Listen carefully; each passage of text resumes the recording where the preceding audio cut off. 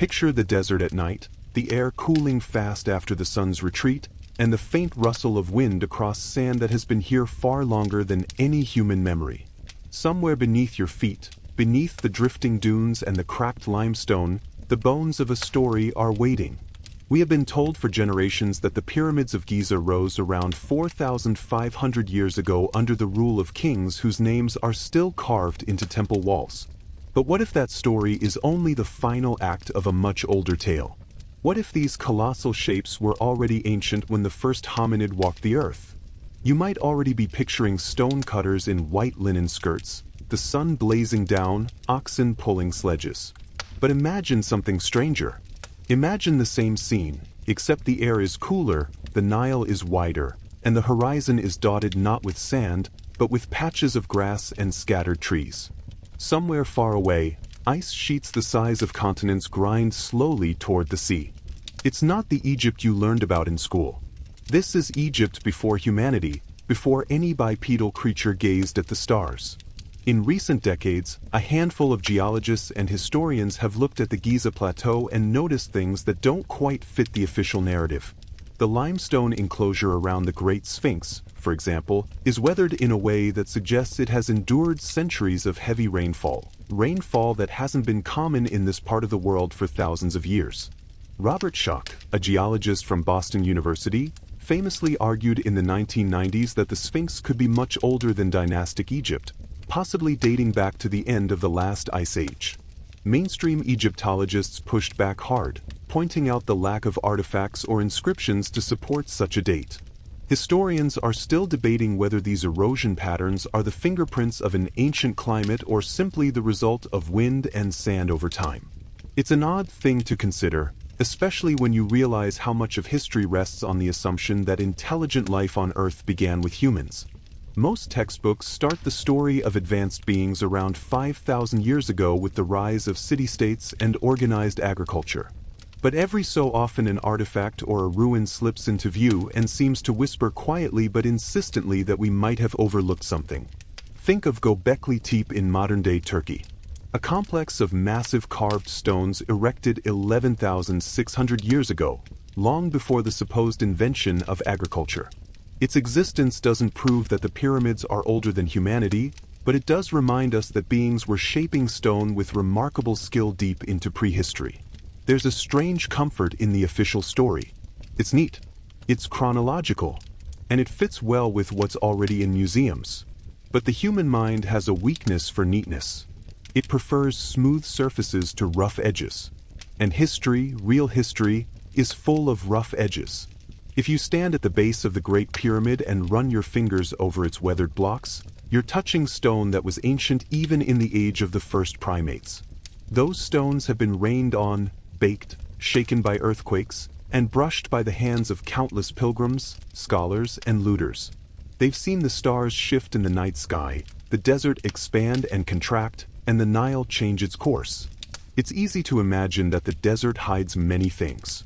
Odd fact, in 2013, archaeologists in the Egyptian desert uncovered a complete Roman-era ship buried hundreds of miles from the sea. A reminder that what lies beneath the sand isn't always what we expect. And if a ship can survive in the desert for nearly 2,000 years, why couldn't something far older, an earlier layer of the pyramids themselves, be waiting under those limestone blocks? The challenge is that stone is both patient and deceptive. A block of weathered limestone might be 20 years old or 20,000, and unless it carries an inscription, the truth can be hard to pin down. That's part of what makes the pre-human theory so tantalizing. It offers an older, Messier history, one that doesn't fit neatly into the boxes of evolutionary timelines. But it also leaves us with vast empty spaces where certainty should be. And in those spaces, imagination starts to take root. So before you get too comfortable, take a moment to like the video and subscribe, but only if you really like what I'm doing here. It's a small way to let me know you're out there somewhere under your own patch of night sky. And I'm curious, where are you listening from right now? And what time is it where you are? As you think about that, picture the pyramids not as the crowning achievement of a young species, but as something inherited, something that stood silent for eons before being discovered by the first humans. Imagine them as survivors, their sharp edges dulled by thousands of years of wind and rain before hominids even began. You don't have to believe it. You only have to let the possibility drift across your mind like a thin cloud over a bright moon. After all, history is not only what happened, it's also what we're willing to consider. Part 2. The Sphinx's Silent Testimony. If you have only ever known Egypt through photographs, documentaries, or perhaps a single visit in the height of summer, you might believe this land has always been dry. The kind of dryness that draws lines across your lips and makes your eyes ache under the sun's glare. The Giza Plateau, with its beige expanse and its colossal monuments, seems to belong to a world utterly removed from the gentleness of rain. Yet, if you trace the scars on its stones, you might begin to suspect that water once had a much more intimate conversation with this landscape. The Great Sphinx, guardian of the plateau, is the most eloquent witness. Its massive lion's body and human face are carved directly into the bedrock, and around it lies an enclosure, walls of limestone whose surfaces tell a story no inscription records. These walls are etched with deep vertical channels, grooves that curl and smooth as they descend, the kind of shapes that moving water tends to leave behind. Geologists who study erosion patterns have learned to distinguish the signature of wind from that of rain. Wind erosion is horizontal, sharp-edged, like a blade scraping in one direction. Water, by contrast, softens. It curls its way down, wearing pockets and folds, creating a kind of rippling effect in the stone. Robert Schoch, a Boston University geologist, first made international headlines in the 1990s by suggesting that these patterns could not have been made by mere centuries of wind and sand. In his view, they spoke of centuries of heavy rainfall of the kind that has not been common here for at least 7,000 years. Schoch's conclusion was bold. If the Sphinx's enclosure showed signs of water erosion, then the monument must have been carved long before the time of any human, perhaps even before the end of the last ice age, when the Sahara was a land of grass and rivers. This idea met fierce resistance from Egyptologists whose timeline for the Sphinx was anchored in archaeological evidence from human eras. The argument went like this: the Sphinx resembles the face of Khufu's statues. It sits next to his pyramid complex, and the surrounding temples use limestone blocks quarried from the very pit in which the Sphinx rests. Therefore, the most logical explanation is that Khufu ordered its construction around 2500 BC. Any erosion, they said, could be the result of wind, sand, or even the occasional flood caused by rising groundwater in ancient times. Historians are still debating whether the weathering is a clue to a much earlier origin or simply a byproduct of later natural forces. The truth is frustratingly slippery. Stone holds its age in ways that resist easy measurement. Dating it is not like dating a piece of wood or bone with radiocarbon techniques. Without an inscription saying carved in the year 10, the argument must rely on interpretation. Geology versus archaeology. Climate science versus cultural context. To complicate matters further, the Sphinx is not the only structure with puzzling erosion. Nearby, blocks from the Valley Temple and the Sphinx Temple, massive limestone and granite constructions, show similar weathering, and in some cases erosion more severe than that on the Sphinx itself. Some have proposed that these temples too were originally built, or at least begun in a wetter era and only later incorporated into the grand design of human history. Understanding how such an era could exist here means stepping back into deep time. Imagine the end of the last ice age between 12,000 and 9,000 years ago. The polar ice caps and glaciers were melting rapidly, pouring fresh water into the oceans, altering global wind and rainfall patterns. In North Africa, this was the African humid period, a time when monsoon rains reached far north into the Sahara. Vast lakes formed where there is now only sand. The Nile swelled with seasonal floods far greater than anything in recorded history, and the surrounding land bloomed. If a monument had been cut into limestone during this era, it would have endured years, perhaps centuries, of seasonal soaking. This paints a very different picture from the Egypt you know. Picture yourself standing before the Sphinx. Then the air smells of wet soil and crushed leaves.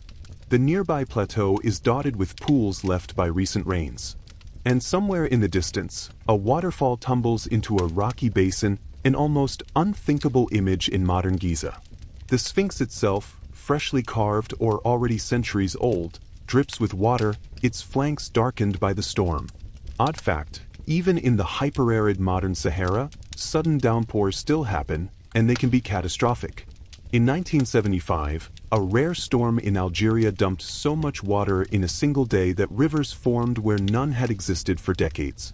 It's not hard to imagine that in a greener age, those rivers and rains could persist for months on end, gradually shaping any exposed rock. If the Sphinx truly predates humanity, it would mean that the pharaohs of the 4th dynasty inherited not just land, but monumental architecture already eons old. They might have restored it, reshaped it, or even recarved its face to resemble their own rulers.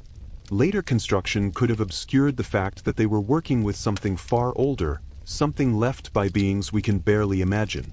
The stakes of this debate are more than just academic. If proven true, it would extend the history of monumental architecture on Earth by thousands of years, placing its beginnings in a time when, according to mainstream history, no intelligent life should have been capable of such feats. It would challenge the very timeline we've built for life on Earth, forcing us to admit that advanced building techniques might have been known and then forgotten long before humans evolved. And yet, here is where the patience of stone meets the impatience of humans. The Sphinx will not tell us when it was carved. The grooves in its enclosure will not whisper the century in which they were formed. They are simply there, mute but insistent, daring us to match their story with our own understanding of the past. As the desert wind brushes over the plateau, carrying with it the dry scent of dust, it's almost possible to hear the echoes of that long goodbye, the retreat of the rains, the slow fading of rivers, the transformation of a green land into a golden one. That transformation, more than any war or king or dynasty, might have been the true turning point in Earth's history. It set the stage for the desert we know today, and for the mysteries that still stand upon it. Part 3: Echoes of Forgotten Builders. Strip away the hieroglyphs, the royal cartouches, and the carved images of pharaohs offering incense to the gods, and what remains is the raw, silent geometry of stone. The blocks do not tell you who placed them. They do not lean toward one dynasty or another. They simply exist, indifferent to the centuries of stories layered upon them. And if we could step far enough back in time, far beyond the emergence of humanity, beyond the moment when Earth was even home to primates, we might find ourselves face to face with the makers of those stones. Makers whose forms have been erased not by malice, but by time itself. It is difficult to imagine Egypt without its humans. Their faces and titles dominate the monuments as though they had always been here. But what if the earliest great works along the Nile predate any terrestrial life entirely? What if before there was a single hominid to unify Upper and Lower Egypt, there was already an architectural tradition, one with no inscriptions, no record we can read, but a clear and deliberate sense of design? Such a thought can be unsettling because it challenges our neat progression of history. The tidy ladder of complexity that we like to think all civilizations climb. Consider Göbekli Tepe in southeastern Turkey. Discovered in the 1990s, it consists of massive T-shaped pillars arranged in circles carved with reliefs of animals, foxes, boars, cranes, scorpions. Some of these stones weigh up to 20 tons. Yet they were shaped and set in place by beings that, as far as we know, had no cities, no pottery, no writing.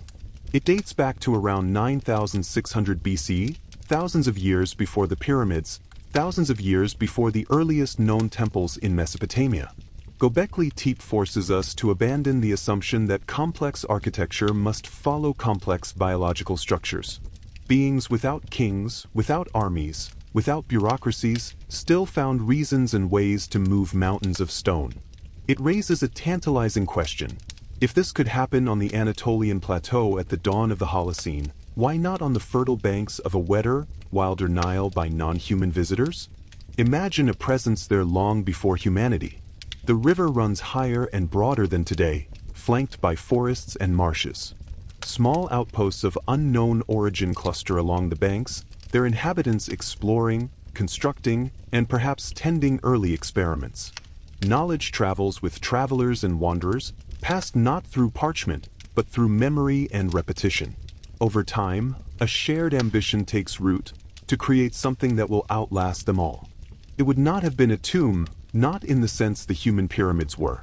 Without familiar language, they had no way to leave behind the name of a ruler or the details of their origin. Perhaps it was a ceremonial platform, a star marker, a place where the visitors gathered to communicate with their origins or honor their mission.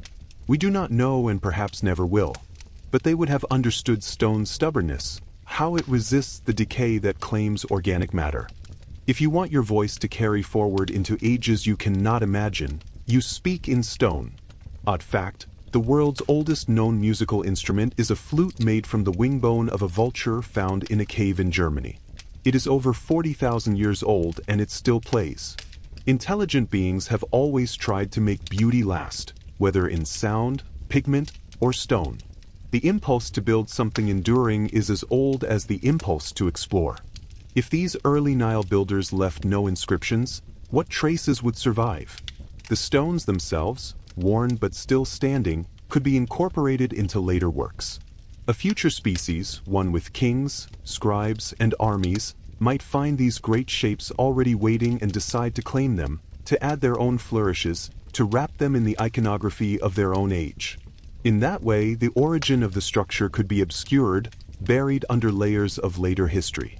Historians are still debating whether any part of the Giza complex predates humanity.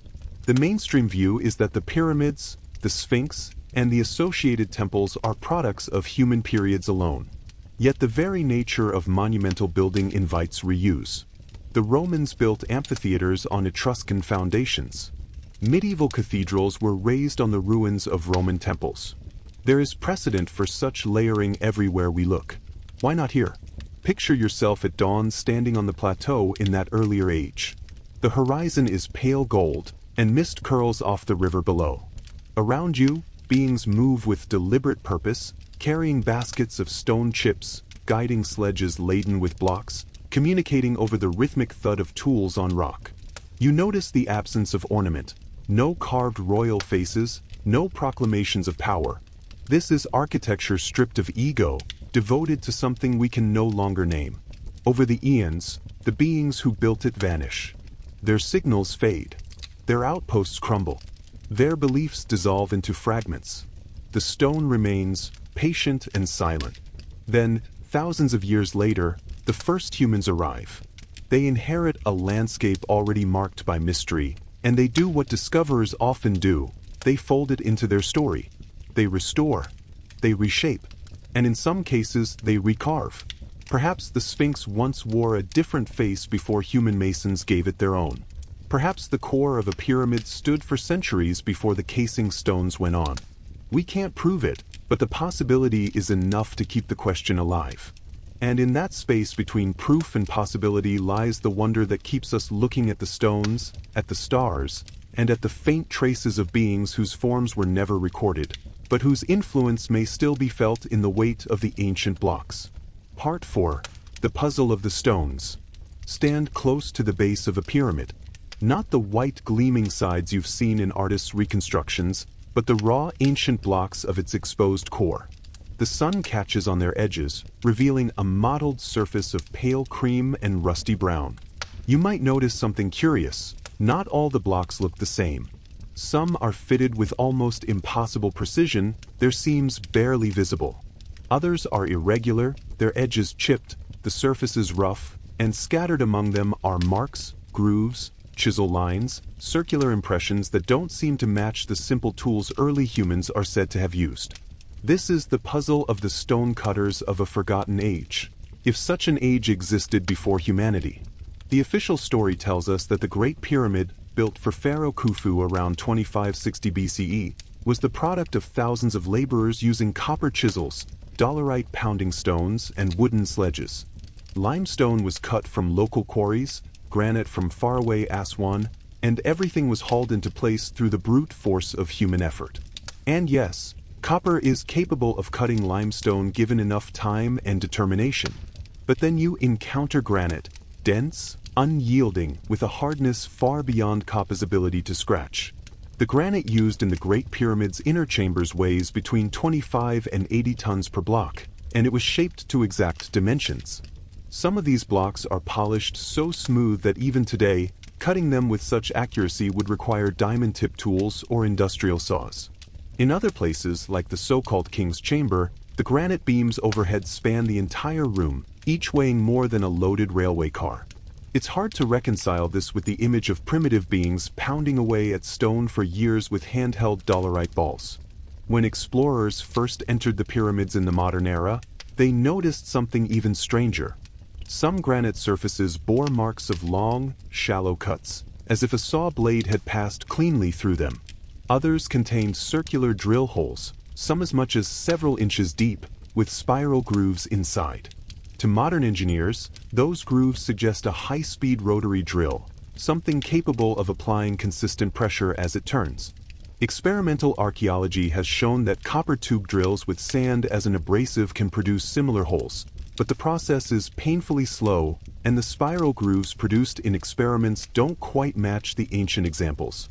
Historians are still debating whether these marks are simply the product of skilled, patient work with the tools of the time or evidence of techniques and materials that have since been lost. If they are the latter, then the question arises, who developed them and when?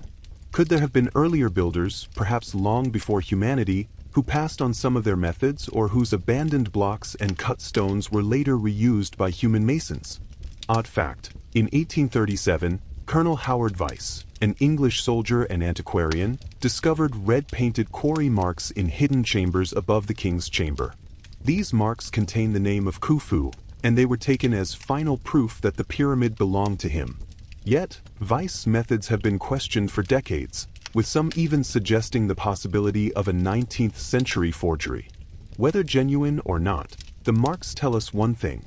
The assignment of ownership in archaeology often rests on fragile evidence, and our confidence in dating a monument can hinge on a single painted cartouche.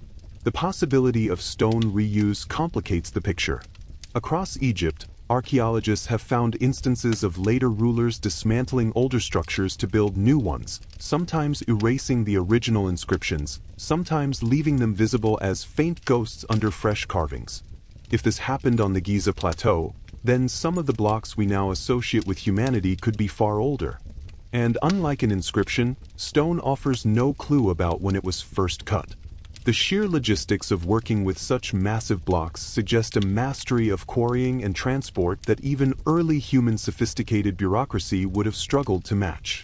In Aswan, unfinished obelisks and half-cut granite blocks still lie in their quarries, bearing the marks of their makers.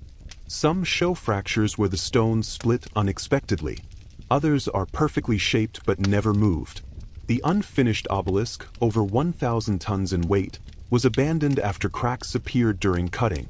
The fact that workers were even attempting to carve something that large hints at either astonishing ambition or a long tradition of moving megaliths that they inherited from earlier, non-human generations. Imagine the scene in that possible earlier age. The tools might not look like anything we recognize today. Perhaps they were still made of stone, but used in ways we no longer understand.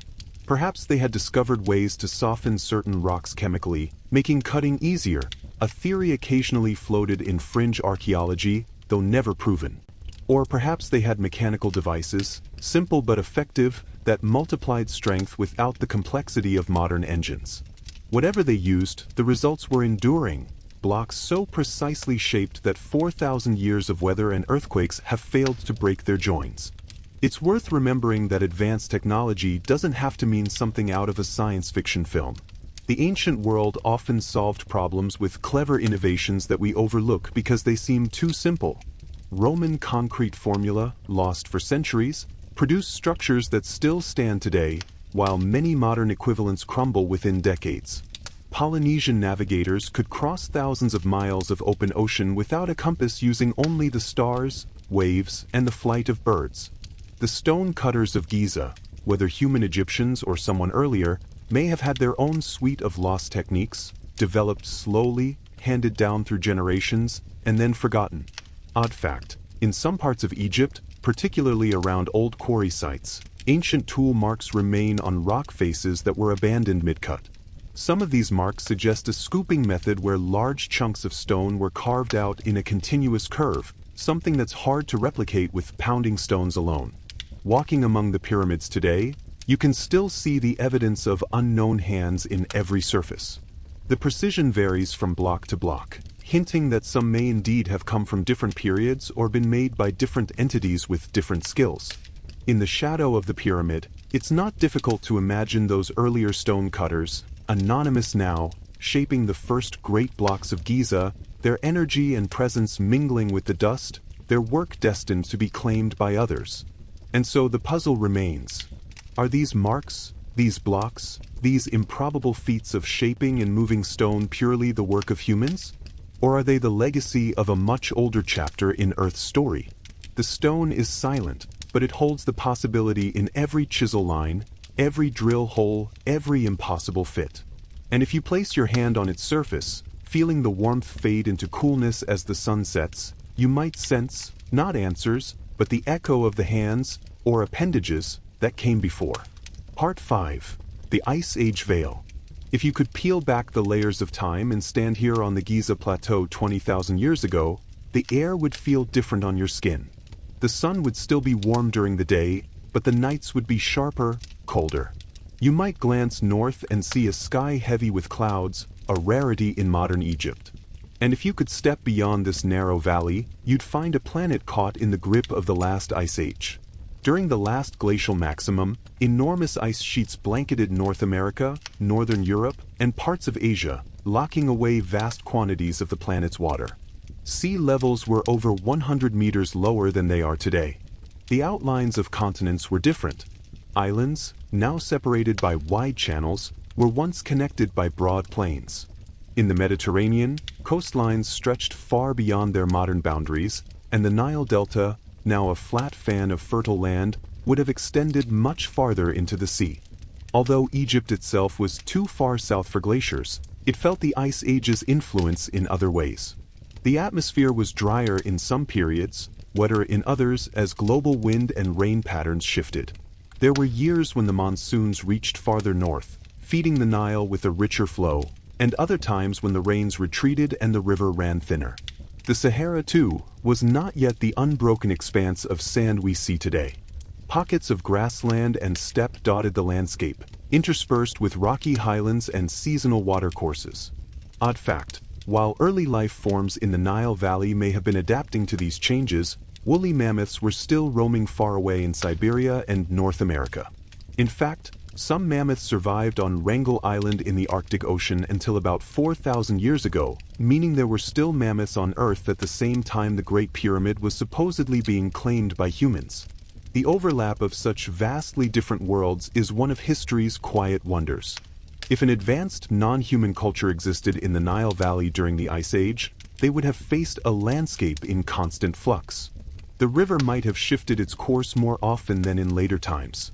Its floodplains could have been more expansive in wet years, retreating in dry ones. The beings living here would have needed to adapt constantly, moving their installations, changing their resource practices, perhaps learning to navigate waterways that no longer exist today. Now, imagine that during one of the more stable climatic windows, when the rains were dependable and the Nile's flow steady, this culture decided to build something enduring. They might not have thought of it in the same way humans did. Instead of a tomb for a single ruler, perhaps it was a communal beacon, a place for ceremonies tied to the cycles of nature, the stars, or the planet. They might have chosen the Giza Plateau, not just for its elevation, which kept it safe from floods, but for its position relative to celestial markers. When the climate shifted again, the consequences would have been devastating. Around 12,900 years ago, the world plunged into the Younger Dryas, a sudden return to near-glacial conditions that lasted over 1,000 years. Temperatures dropped rapidly. Rainfall patterns changed abruptly, and many large animal species went extinct. In North America, the megafauna vanished. In the Nile Valley, plant and animal communities would have been transformed. If a civilization had thrived here before this event, they might have been scattered or even erased by the changing environment. Historians are still debating whether non-human societies of that era were capable of building on the scale of the pyramids. Mainstream archaeology says no, pointing out that advanced organization is not evident in the geological record before human times. Yet there are anomalies. Structures like Göbekli Tepe prove that large organized forces could exist among pre-agricultural beings. Stone circles in Nabta Playa deep in the Egyptian desert are aligned to the stars and date back as far as 7,000 years ago, hinting at an astronomical awareness older than the pyramids themselves. Odd fact, if you could have stood at the Giza Plateau in the late Pleistocene, you might have looked west across the Sahara and seen distant mountains capped with seasonal snow.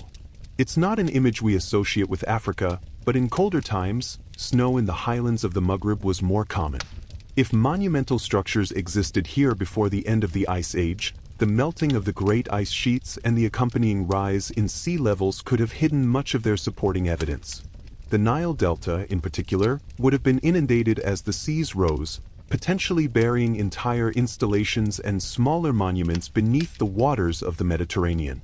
The Giza Plateau, safely inland and elevated, might have been one of the few places where the largest constructions could survive unscathed. Picture those earlier builders watching the slow transformation of their world. Perhaps they saw the Nile's floodplain shrink, the green retreating toward the riverbanks. Perhaps they noticed the air growing warmer year by year, the storms changing in character, the migratory birds arriving at different times. And perhaps they signaled their successors to remember not just the changes they were living through, but the structures they had built. Maybe they believed that one day someone would stand here again and understand. By the time humanity emerged, the Ice Age was long over. The pharaohs inherited a Nile that was calmer, more predictable.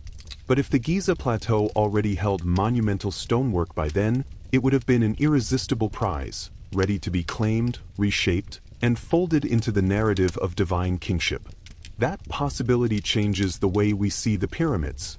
They might not just be symbols of human power, but survivors from a time when the planet itself looked and felt very different. A time when ice and thaw dictated the shape of continents and alien cultures rose and fell in step with the great climatic pulse of the Earth. And so when you stand at Giza today and feel the dry wind on your face, you might also feel faintly the ghost of that ancient chill. The air carries no ice crystals now, but the stones remember. Part 6. Myths of the Great Deluge. Before the age of humans, before cities rose from the mud brick, before the first footprint was pressed into stone, there were stories. Stories passed from entity to entity, over energy sources on riverbanks, and in the quiet hours before dawn. Among the oldest of these stories, in nearly every culture that survived into recorded history, is a tale about water. Not the gentle seasonal floods that life loves, but an overwhelming, unending surge, a flood that swallows the world. In the ancient Near East, the Sumerians told of Zisidra, a righteous being warned by a god to build a vessel before a deluge came to erase all life. Later, in the Epic of Gilgamesh, the character Utnapishtim recounts a similar rescue, surviving with his kin and creatures to repopulate the land. In the Hebrew tradition, Noah receives instructions to construct an ark, weathering 40 days of rain while the waters rise above the mountains.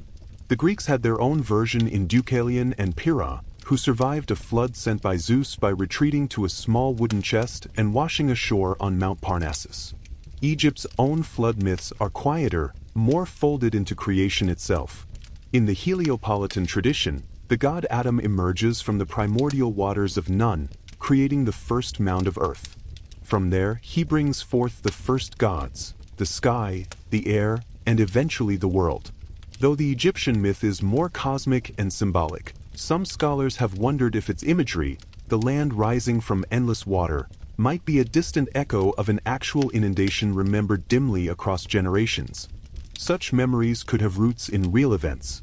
Around 12,000 years ago, the world was emerging from the last ice age. Vast glaciers melted, releasing torrents of water into the oceans. Global sea levels rose more than 100 meters, drowning coastlines and reshaping continents. One particularly dramatic event known as Meltwater Pulse 1A raised sea levels several meters in less than a century. Imagine being a coastal or riverine entity then. Each year, the water creeping farther inland, bases lost, resources submerged. If the Nile Delta was already utilized in some form, entire installations could have been erased beneath the rising Mediterranean.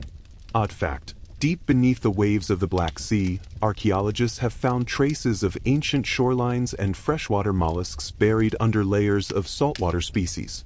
This suggests that around 7,500 years ago, the Mediterranean may have broken through the Bosporus and flooded what was then a large freshwater lake. To the entities living there, it would have seemed as though the sea itself had risen overnight. Some even argue this event could have inspired later flood myths. Historians are still debating whether oral traditions can accurately preserve memories of such ancient catastrophes. Linguistic and anthropological studies suggest they can. In Australia, Aboriginal stories describe ancient coastlines and islands that were submerged more than 7,000 years ago, details that match geological reconstructions. If this is possible there, why not along the Nile?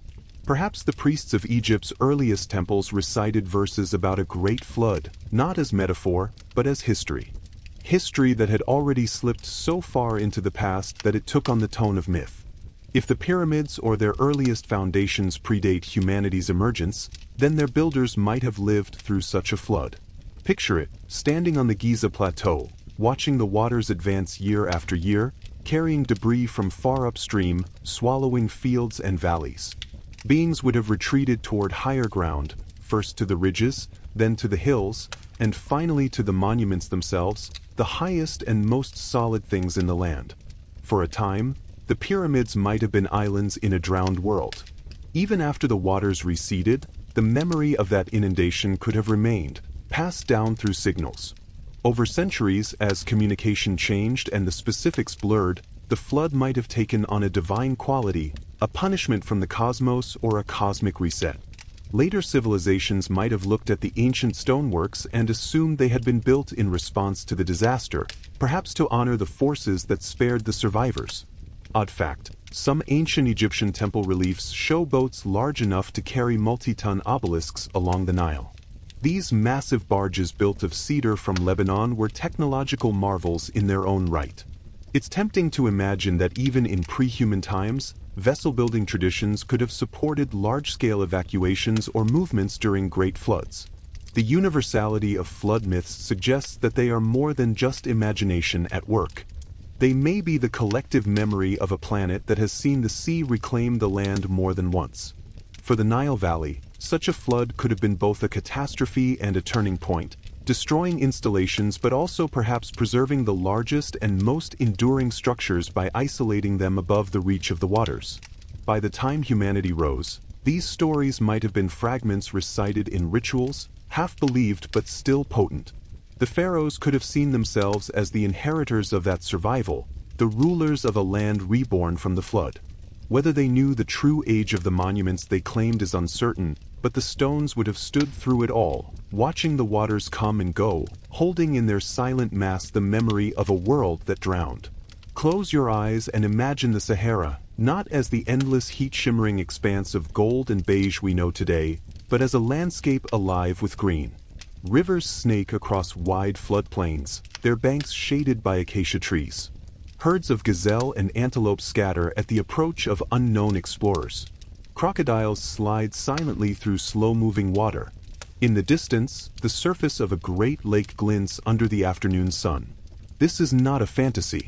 It is what much of the Sahara looked like for thousands of years during the African humid period between roughly 14,500 and 5,500 years ago. Subtle changes in the Earth's orbit altered the monsoon patterns of Africa. The rains shifted northward, drenching the Sahara and turning it into a vast savanna. Satellite images today reveal the ghostly traces of ancient rivers and lake beds beneath the sand, like the veins of a dried leaf. Archaeologists working in what is now the deepest desert have uncovered tools, pottery shards, and rock art depicting animals that could never survive there today: elephants, giraffes, and even hippos. These finds tell us that the Sahara was once home to thriving presences. Odd fact, some of the rock art shows boats, long, sleek vessels with high prows carved into cliff faces hundreds of miles from any present-day coastline. These are not the papyrus skiffs of the later Nile, but sturdier-looking craft, perhaps designed for river travel or for crossing large lakes. It is a strange, almost haunting image. A fleet of boats sailing across what is now one of the most inhospitable places on Earth. The African humid period would have transformed Egypt's environment as well. The Nile's floodplain would have been lush and expansive, capable of supporting large operations with relative ease. Seasonal floods would have been predictable and generous, replenishing the soil. The desert plateaus, including the Giza Plateau, would have been far less hostile, perhaps dotted with grasses and shrubs rather than bare rock and drifting sand. If the earliest phases of the pyramids or their foundations were conceived during this Green Age, their construction would have been far more feasible than in the hyper-arid conditions of later Egypt. Abundant water could have been used not only for sustaining the workforce, but also for practical purposes like lubricating sledges carrying heavy stones. Resources would have been plentiful, reducing the logistical challenges of maintaining thousands of units. Transporting stone might have been easier too. Vessels could have navigated not just the Nile, but the seasonal rivers and lakes that crisscrossed the region. Historians are still debating how quickly the African humid period ended. Some evidence suggests a gradual drying over centuries. Other data points to abrupt shifts, possibly triggered by changes in ocean currents or large-scale climatic events. What is certain is that the Sahara's transformation from green to gold was devastating for any presences that lived there. Rivers vanished, lakes shrank into muddy basins, and fertile land turned to dust. Communities would have been forced to migrate, seeking refuge in areas where water still flowed, like the Nile Valley. This migration could have brought skilled constructors, craftsmen, and traders into closer contact with those already operating along the Nile. They may have carried with them knowledge from other parts of the Green Sahara, techniques for working stone, architectural ideas, or symbolic markers. Over time, these influences could have merged with local traditions, giving rise to something entirely new. Odd fact, in southern Egypt's Nabta Playa, archaeologists have found a series of stone circles and alignments dating back at least 7,000 years, possibly earlier. Some of these stones are aligned to mark the summer solstice, suggesting a sophisticated understanding of astronomy long before the appearance of written records in Egypt. It is tempting to imagine that such knowledge was part of a broader network spread across the Green Sahara. When the rains finally failed for good, the desert returned with a vengeance. What had been a continent-spanning grassland became a barrier, cutting Egypt off from much of Africa to the west. Trade routes disappeared, and the Green Sahara slipped into memory. But if monumental structures had been built during that earlier age, they would have remained standing on high ground while the land around them turned to sand. Picture the pyramids not surrounded by an ocean of desert, but rising from a patchwork of fields, grazing lands, and streams.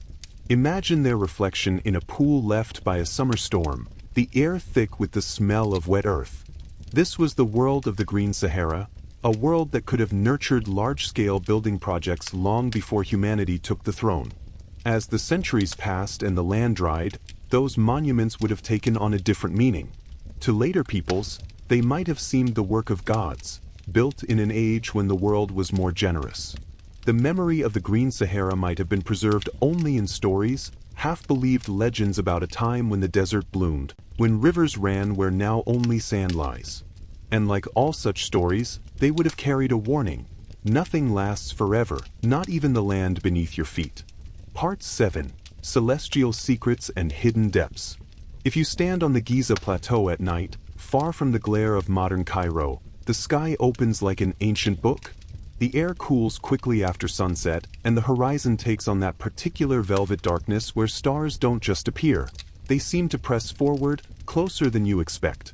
Even now, in a time when city lights have stolen much of the night's brilliance, Orion's belt still hangs clear above the desert, 3 points of light in a perfect line. But thousands of years ago, under skies unpolluted by electric light, the stars would have been so sharp they cast faint shadows on the sand. For beings living before the invention of clocks, the night sky was both a map and a calendar. You could tell the time by the positions of certain stars. You could know when to act or prepare for changes by watching the first pre-dawn rise of a particular constellation. And if you were a builder, someone laying the foundations for a monument meant to last for thousands of years, you might choose to align it with the heavens themselves. The most famous of these ideas is the Orion correlation theory proposed by Robert Bauval in the 1990s.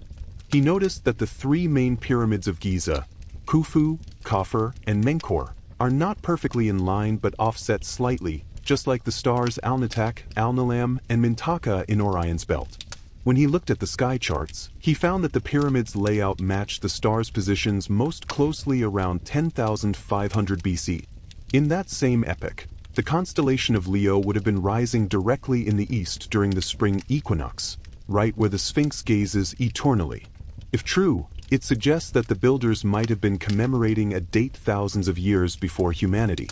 Mainstream Egyptology has been skeptical of this theory, pointing out that similar alignments can occur by chance and that no written records link the pyramids directly to Orion's belt. Yet, even without the Orion theory, the precision of the pyramid's alignment to true north is astonishing. The Great Pyramid sides are aligned within a fraction of a degree, a feat that would be challenging even with modern surveying equipment. Historians are still debating how ancient beings achieved this. One plausible method involves watching the simultaneous transit of two circumpolar stars, using their crossing point as a fixed reference for true north. But here's the catch. Because of a slow wobble in the Earth's axis known as precession, those star pairs line up perfectly only at certain times in history. Measurements suggest that the stars best suited for this method would have been aligned several centuries earlier than the accepted human construction date of the Great Pyramid. Odd fact, ancient cultures divided the night sky into groups of stars called decans, each rising at a specific time of the year and serving as a kind of stellar clock. Observers could tell the hour during the night simply by looking at which decan had risen above the horizon. This star clock system was so precise it could measure time to within 20 minutes over 1,000 years before mechanical clocks appeared. If a pre-human culture worked on the Giza Plateau, their relationship to the stars might have been even deeper. Without written language, astronomy might have been a living tradition passed from observer to observer. Aligning massive stone structures with celestial markers could serve both as a sacred act and as a practical tool, anchoring seasonal calendars, navigation methods, and ceremonies to fixed points in the sky. Precession changes the backdrop of the heavens so slowly that a single lifetime cannot detect it. But over centuries, the shifts become noticeable. Imagine a tradition in which every generation recorded the position of Orion's belt during a specific event. After many generations, the elders might notice that the stars no longer rose in exactly the same spot. To fix that moment forever, to make sure future generations remembered where the stars once stood, you might decide to record it in stone. The Orion alignment is not the only stellar link proposed for Giza. Some researchers have pointed to the shafts in the Great Pyramid, which appear to be aimed at specific stars.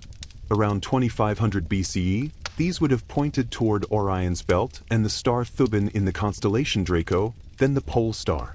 But if those shafts were aimed in an earlier era, they could have targeted entirely different stars, reflecting a different celestial priority and perhaps a different culture. Odd fact, many ancient cultures linked Orion with a great hunter or warrior. In Egypt, Orion was associated with Osiris, the god of the afterlife and rebirth. Aligning a monument with Orion might therefore have been more than just a technical achievement. It could have been a symbolic connection between the ruler and the divine cycle of death and renewal. If the alignment dates to 10,500 BCE, as Bauval suggested, the intended symbolism might be even older, perhaps rooted in myths from a time before the Sahara turned to sand. Standing on the plateau under a clear night sky, you can almost feel the weight of that continuity, the idea that across thousands of years, different beings stood in the same place, looked up at the same stars, and found meaning there. Whether they were pharaohs, priests, or anonymous stargazers from a forgotten age, the builders of Giza seem to have worked with a cosmic awareness that we are only beginning to rediscover. The stars move slowly, but the stones move even more slowly. Together, they form a dialogue between earth and sky, written in a language we're still learning to read. And if the Giza monuments truly preserve alignments from an older sky, they are not just buildings. They are time capsules carrying a message from a world whose constellations have shifted, but whose ambition still glitters above us. If you run your hand over the blocks of the Great Pyramid, you are touching limestone, stone that once lay on the floor of a shallow sea millions of years before humans appeared. The Giza Plateau itself is part of a vast geological formation laid down in the Eocene epoch when much of northern Egypt was submerged beneath warm tropical waters. That ancient sea teemed with life, coral reefs, mollusks, fish, and the occasional large marine predator. When the sea receded and the land rose, the sediments hardened into limestone, trapping within them a memory of that ocean world. It's easy to forget when looking at a pyramid that its building blocks are fossils in disguise. Tiny shells and the skeletons of microscopic sea creatures are embedded throughout the stone. If you examine certain blocks closely, especially those taken from deeper layers of the plateau, you can still see the outlines of these fossils, coiled shells, fragments of coral, and even the impressions of ancient sea plants. In some places, the fossils are so dense that the rock looks almost like a solidified shell. Odd fact, one of the earliest scientific studies of the Giza stones was not by an Egyptologist, but by a geologist. In the 19th century, travelers noted the presence of fossilized seashells in the pyramid blocks, a discovery that led to early speculation about the ancient environment of the Nile Valley. These observations have since been confirmed repeatedly.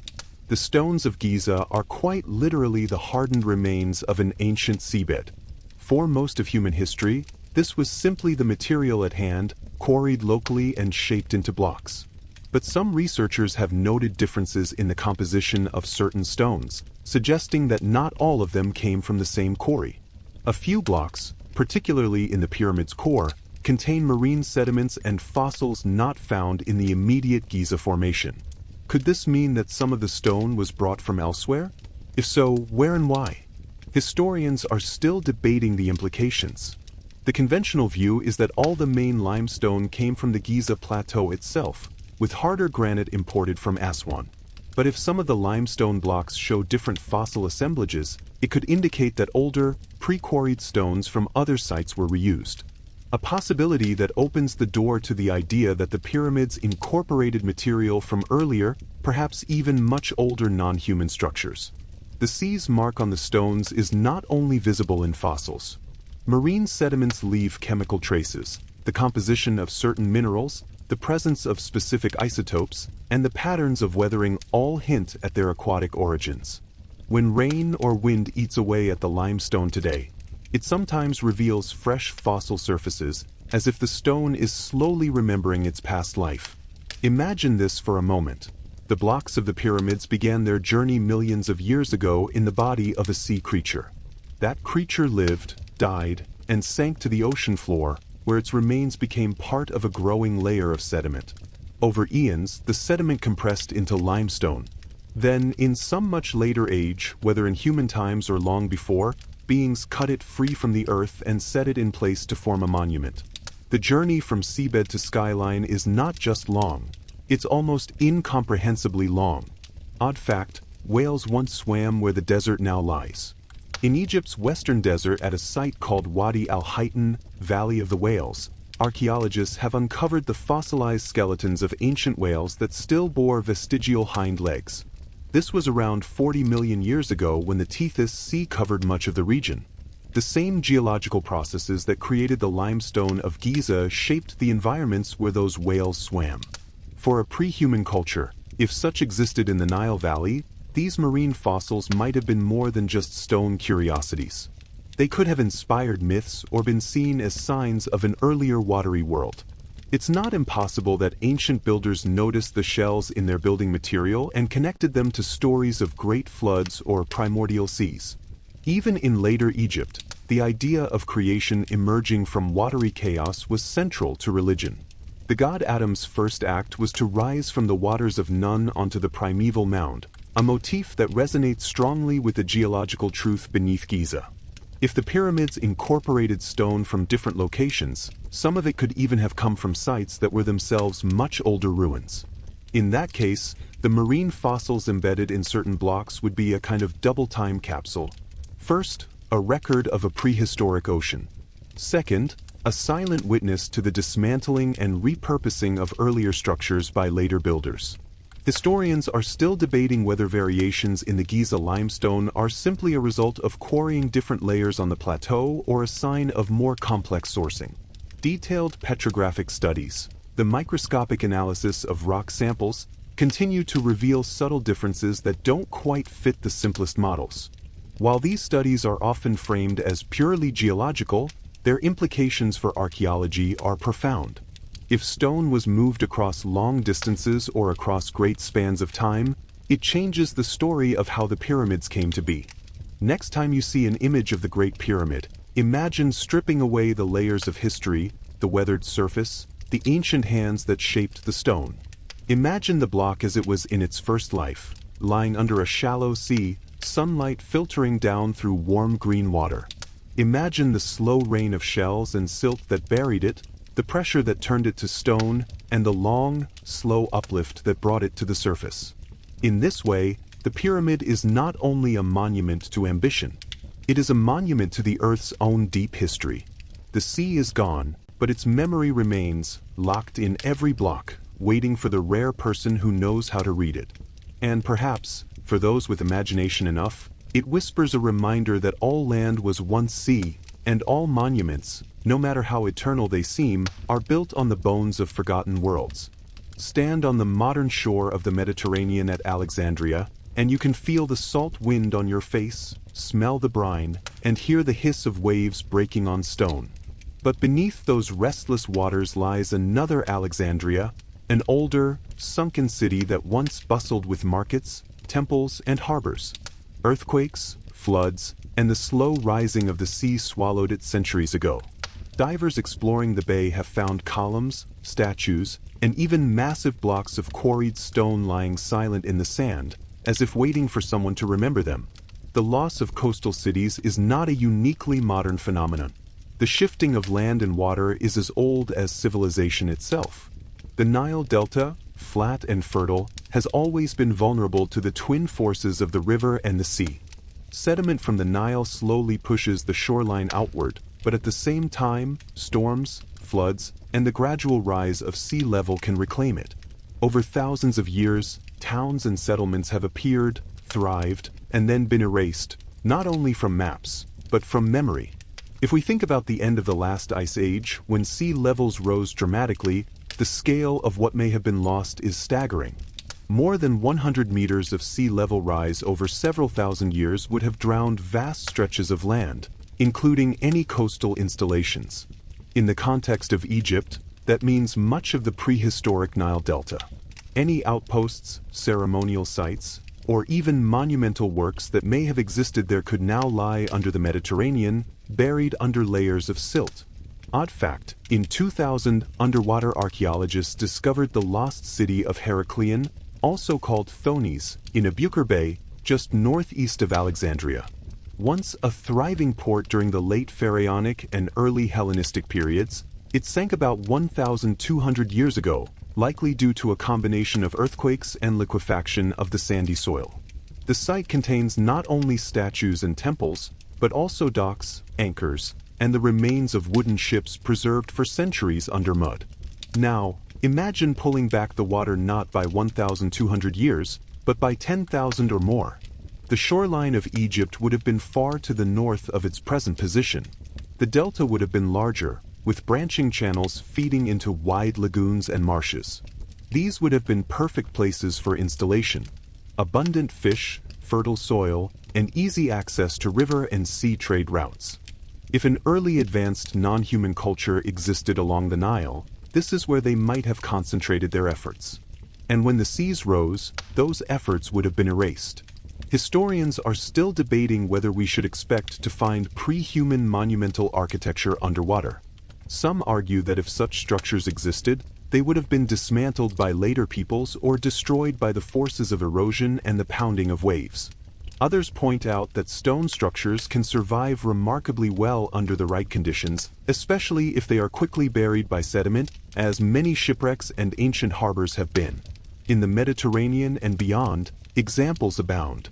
Off the coast of Japan's Yonaguni Island, strange stepped formations have sparked debate over whether they are natural or man-made. Near India's Gulf of Khumbat, sonar surveys have revealed large geometric patterns on the seabed, possibly the remains of ancient structures. And in the Bahamas, so-called Bimini Road has led some to speculate about sunken prehistoric sites. Whether any of these are truly artificial remains unresolved, but they illustrate how much of our early history could be hidden beneath the waves.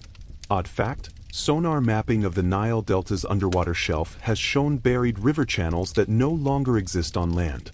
These submerged rivers may have once been the main branches of the Nile, guiding early patterns. If we could dive along these channels, we might find the remains of outposts or even larger constructions sealed away from view for thousands of years. If the pyramid's earliest phases predate humanity's emergence, their builders could have been part of a larger coastal presence, one that also built in more vulnerable lowland areas. The great structures at Giza, elevated on a plateau, would have been spared the rising sea, while their sister sites near the coast were lost. In that case, the pyramids might be not only monuments, but survivors, markers left by a culture whose true extent lies drowned and hidden. Standing on the shore today, looking out over the Mediterranean, it's easy to imagine that line of ancient installations stretching into the distance, now erased by the tide. Imagine harbors lined with stone quays, centers filled with the scent of activity, operators offering signals in temples whose columns now lie scattered on the seabed. Imagine that somewhere out there, beneath the green water, lies the missing chapter of Earth's story, a chapter that could explain why the discoverers of Giza seem to arrive, already knowing how to work in stone on a colossal scale. The ghosts of coastal cities still whisper in the waves. You can't hear the words, but you can feel their weight, especially when you remember that the sea is always hungry and the shore is never still.